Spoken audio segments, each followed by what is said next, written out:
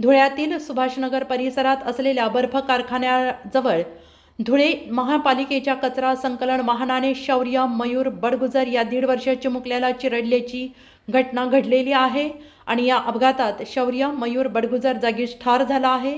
दरम्यान जुने धुळे परिसरातील नागरिक आणि शौर्यच्या कुटुंबियांनी रोष व्यक्त केला असून घटनेची माहिती मिळताच पोलीस घटनास्थळी दाखल झालेले आहेत। त्यांनी वाहन चालकाला ताब्यात घेतलं आहे आणि पुढील कारवाई सुरू केली आहे। सकाळी घंटा गाडी आली, पोरगा बाहेर घेऊन आलता।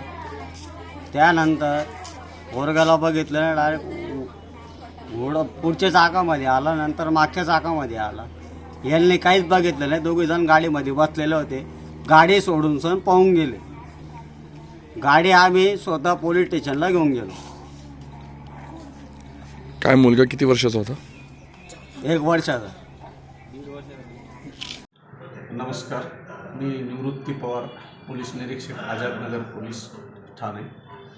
आज सकाळी जुने धुळे बर्फ कारखान्या ह्या परिसरामध्ये सकाळी 8 वाजेच्या सुमारास महानगरपालिकेची कचरा गाडी टाटा टेम्पो आहे MH18BG 3496 याने लहान मुलास ठोस मारून अपघात केला आहे। त्या मुलाला उपचारार्थ दाखल केला असता वैद्यकीय अधिकारी यांनी मयत घोषित केलेला आहे।